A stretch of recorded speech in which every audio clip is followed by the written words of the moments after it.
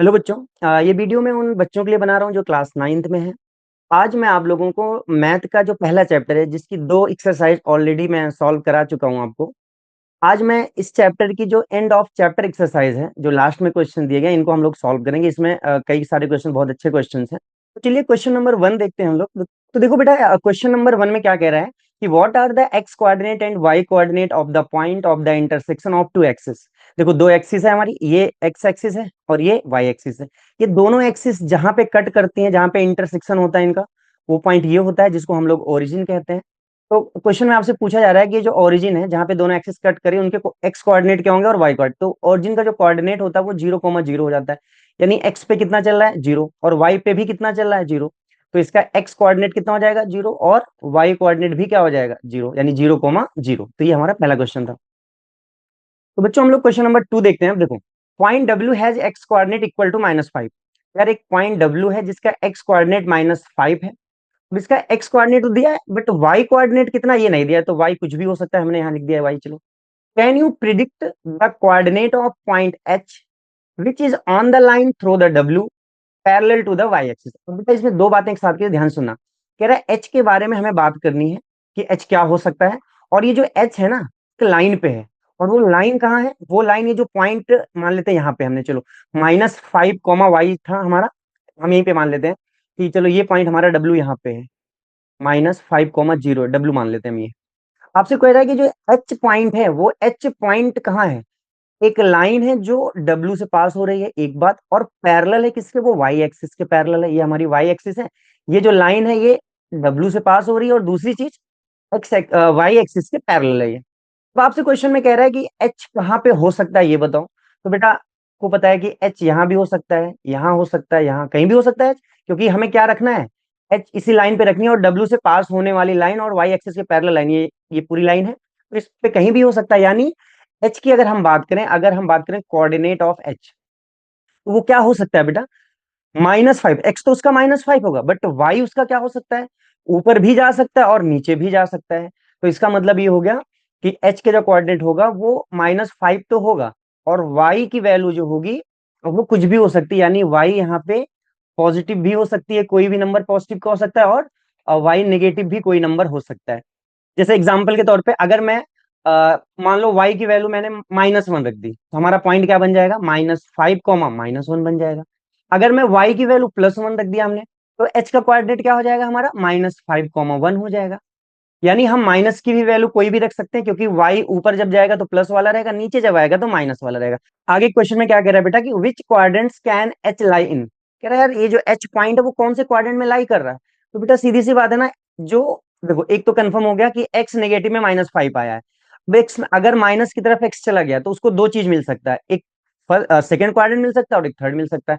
जब जब y plus रहेगा, y अगर पॉजिटिव हो गया, तो y अगर पॉजिटिव रहेगा तो x तो नेगेटिव है और y पॉजिटिव हो जाएगा।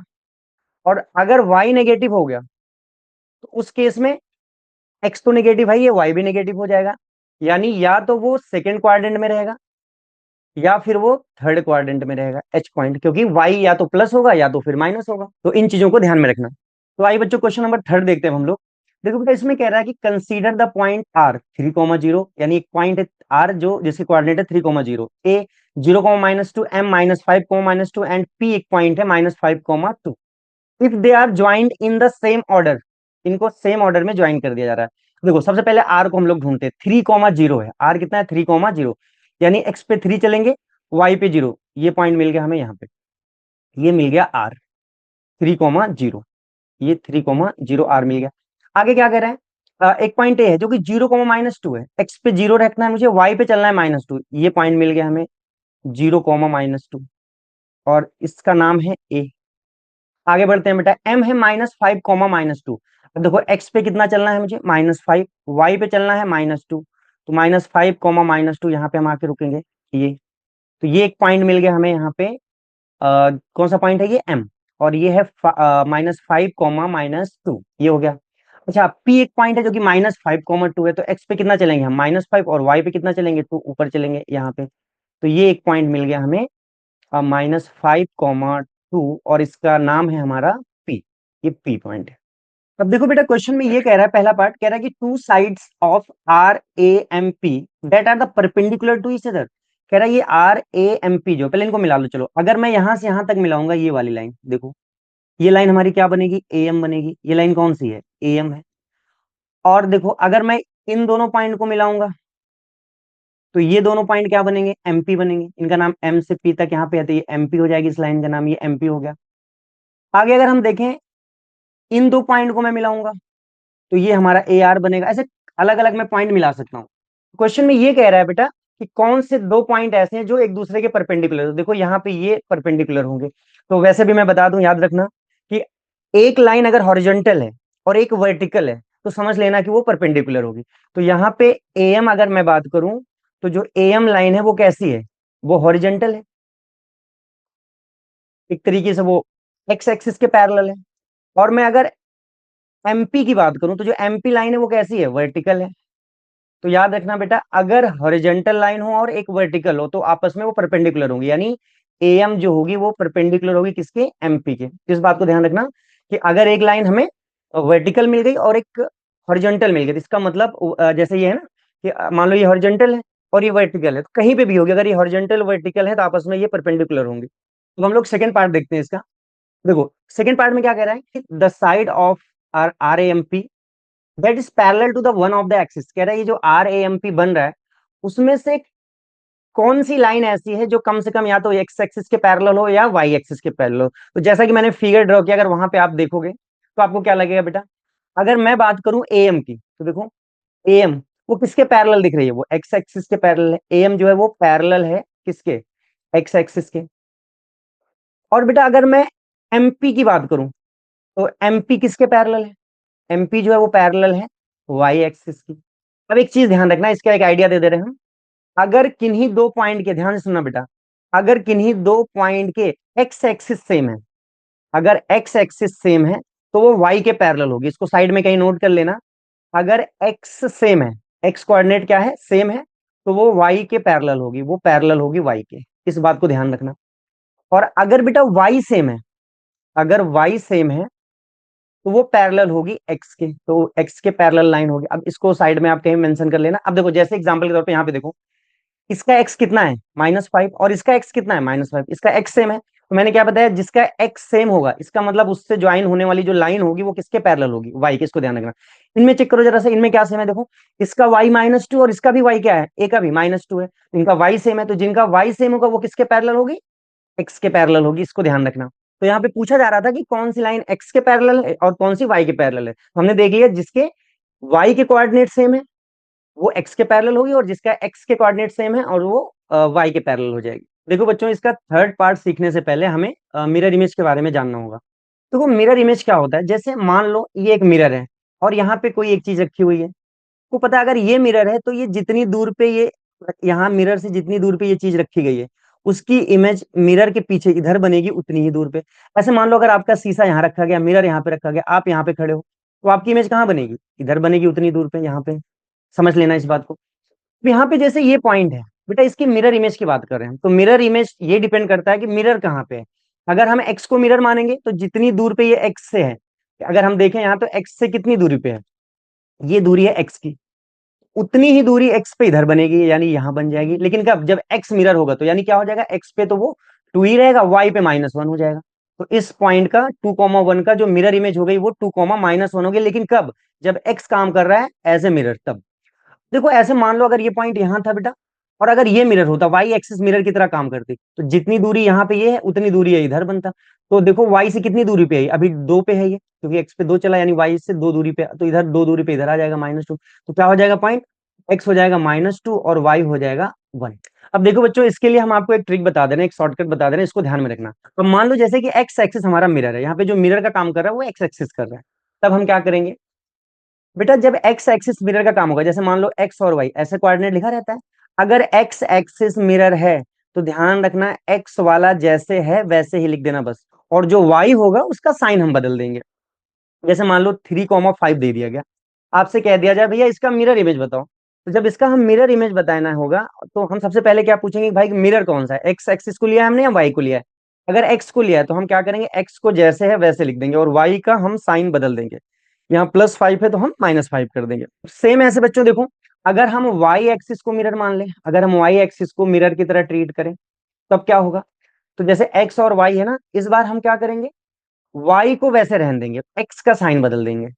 वाई जैसे है वैसे रहेगा, एक्स का साइन बदल, जैसे मान लो 3,5 एक पॉइंट था, अब हमें वाई एक्सिस को मिरर मान के, वाई एक्सिस को हमने मिरर माना, इधर इमेज बनेगी, तो क्या करेंगे हम, एक्स का साइन बदल देंगे, -3, और वाई ऐसे ही रहेगा। बस इस चीज को ध्यान रखना कि अगर एक्स एक्सिस को आप मिरर मान रहे हो, अब आप क्या करोगे, वाई का साइन बदल दोगे, और अगर वाई एक्सिस को मिरर मान रहे हो तो क्या करोगे, एक्स का साइन बदल दोगे, उसकी मिरर इमेज आ जाएगी अपने आप। बस देखो बच्चों, अगर हम थर्ड पार्ट की बात करें तो इसमें थर्ड पार्ट में क्या कह रहा है कि 2 points that are mirror image of each other, कह रहा है ऐसे 2 पॉइंट बताओ जो एक दूसरे के मिरर इमेज हो। तो देखो बेटा, अगर मैं बात करूं एम की, एम यहाँ पे क्या है, -5, -2, और मैं अगर पी की बात करूं तो क्या है ये, -5, 2। तो अगर आप देखो बेटा, इनका एक्स कोऑर्डिनेट कैसा है, सेम है, और वाई का साइन कैसा है, बदल दिया गया है। तो हमने आपसे क्या बताया था, जैसे ए बी है मान लो, तो हम क्या करेंगे, ए जैसे है वैसे रख देंगे और बी का साइन बदल देंगे। तो इसका मतलब मैंने वाई वाले का साइन बदल दिया, अगर वाई वाले का साइन बदल दिया, इसका मतलब किसके अबाउट ये मिरर इमेज बन रही है, ये एक्स एक्सिस के अबाउट मिरर इमेज बन रही है। तो यहाँ पे पी और एम जो होंगे वो एक दूसरे के मिरर इमेज होंगे।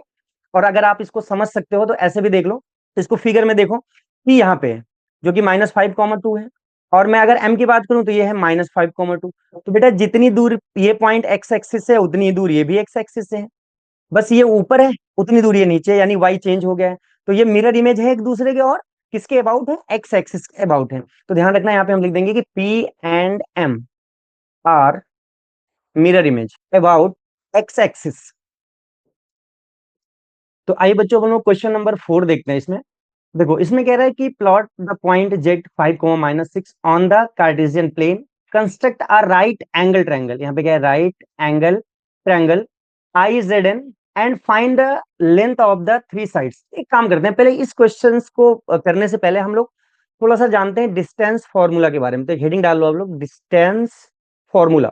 देखो बेटा, डिस्टेंस फॉर्मूला क्या होता है, देखो इसका यूज यहाँ भी है और 10th क्लास में है और आगे भी यूज होगा इसका। देखो, जैसे मान लो हमारे पास 2 पॉइंट है, मान लेते हैं एक पॉइंट ये है और एक पॉइंट ये है। अब ये पॉइंट है तो इनका घर कहाँ होगा, कार्टेशियन प्लेन में होगा, तो इसका अपना एड्रेस भी होगा। हम मान लेते हैं इसका एड्रेस x1 y1 है और इसका एड्रेस है x2 y2। अब बेटा देखो, ये दोनों पॉइंट कहाँ होंगे, कार्टेशियन प्लेन में कहीं पे है।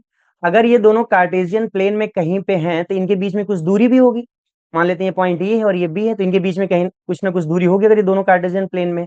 तो वो जो डिस्टेंस हम निकालेंगे इनके बीच की, इसी डिस्टेंस के लिए हमारे पास एक फॉर्मूला है यहाँ पे, उसी को हम लोग यहाँ सीख रहे हैं।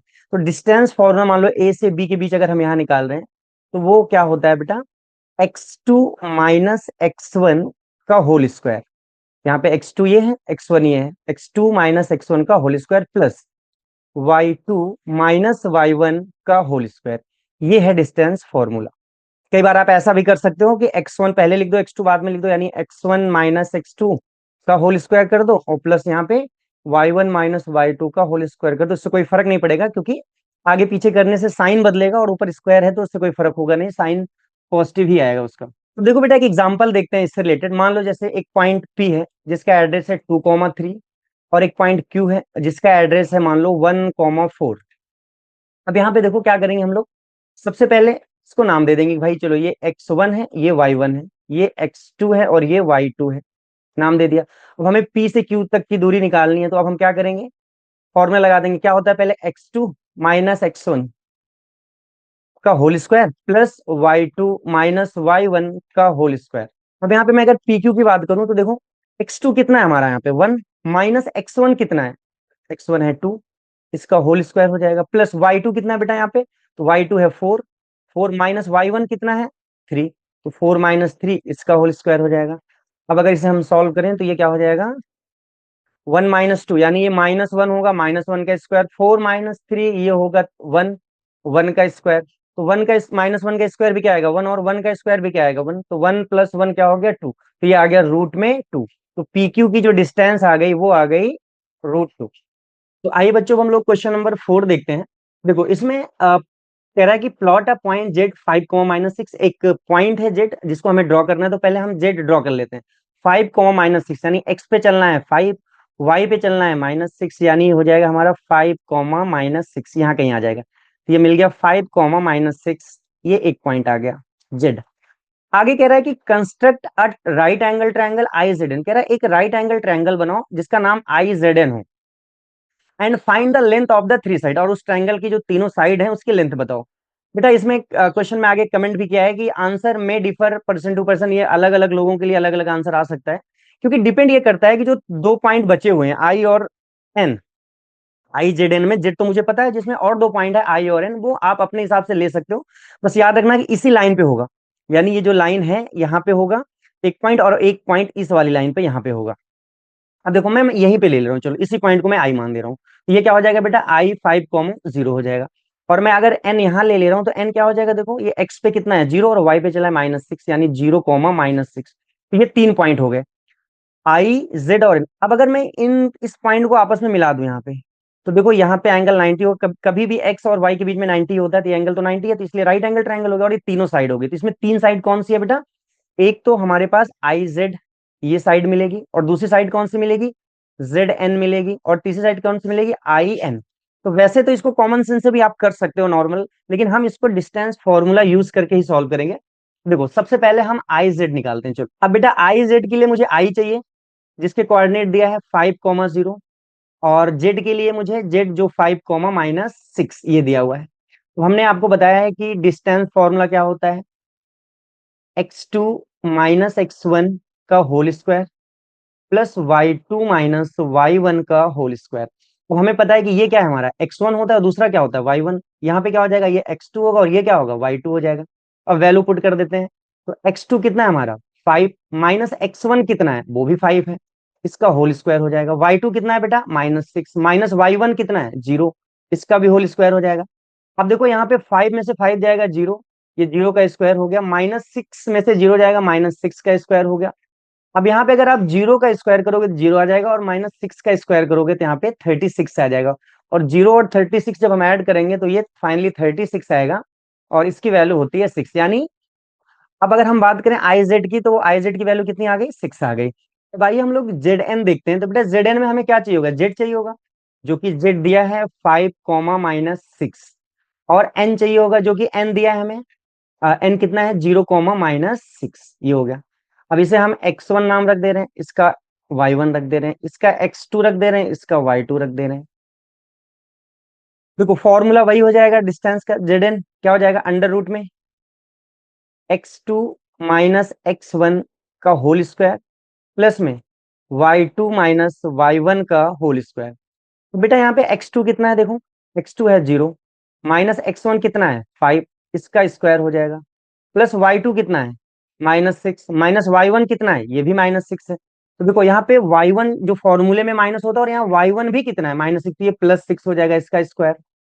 अब यहाँ पे क्या हो जाएगा, 0 में से 5 जाएगा 5, इसका स्क्वायर करोगे आप 25 हो जाएगा। और यहाँ पे देखो -6 और +6 ये 0 हो जाएगा, 0 का स्क्वायर 0 होता है, तो रूट में 25 होगा, और इसका रूट क्या आएगा 5 आ जाएगा। देखो बच्चों ऐसे हम लोग क्या करते हैं आई एन निकालते हैं। आई एन में मुझे आई कितना दिया है, देखो आई है 5, 0, और एन कितना है हमारा 0, -6। फॉर्मूला फिर से वही लगा देते हैं, चलो आई एन क्या होगा अंडर रूट में x2 - x1 का होल स्क्वायर प्लस में y2 - y1 का होल स्क्वायर। अब बेटा यहाँ पे x2 देखो ये हमारा x1 हो जाएगा, ये y1 हो जाएगा, ये क्या हो जाएगा x2 हो जाएगा, और ये क्या हो जाएगा y2। मैं अगर बात करूं x2 की, तो x2 कितना है 0, -x1 कितना है 5, तो 0 - 5 इसका स्क्वायर हो गया। y2 कितना है -6 है, माइनस में y1 कितना है वो 0 है, तो इसका स्क्वायर हो गया। अब बेटा 0 - 5 ये क्या होगा -5 हो जाएगा, इसका स्क्वायर हो जाएगा, और -6 - 0 ये -6 इसका स्क्वायर हो जाएगा। अब देखो -5 का स्क्वायर कर दो तो ये हो जाएगा 25, और यहाँ पे -6 का करेंगे तो हो जाएगा 36। अब आप इनको ऐड कर लो आप, तो ये हो जाएगा 61, तो रूट में 61 इतनी यूनिट। तो ये आ गया आई एन। अब बेटा देखो इसको सॉल्व करने का एक दूसरा मेथड है, उसको भी हम समझा देते हैं आपको। अब बेहतर है कि आप फॉर्मूला लगा के सॉल्व करना। देखो जैसे अगर मुझे आई जेड की बात करनी है, आई जेड कितना होगा, तो आई कहाँ है यहाँ पे है, जेड कहाँ पे है यहाँ पे, तो यहाँ से यहाँ तक की दूरी की बात की जा रही है। तो बेटा यहाँ से यहाँ तक का मतलब देखो, अगर वाई पे इधर देखो तो 0 और यहाँ कितना है 6, तो यहाँ से लेके यहाँ तक की दूरी क्या हो जाएगी 6। तो ये 6 यूनिट हो गई, जो हमें डिस्टेंस फॉर्मूला से भी यही वैल्यू आई थी। अच्छा, अगर मैं जेड एन की बात करूं, तो जेड एन में चेक करो, देखो यहां से लेके यहां तक की बात करनी है। तो बेटा ये अगर मैं यहाँ पे चेक करूं तो यही दूरी एक ही है, तो यहाँ पे 0 और यहाँ पे कितना गया 5, तो ये कितना आ गया 5। तो जेड एन फॉर्मूले से भी 5 ही आया था, तो आप ऐसे कर सकते हो।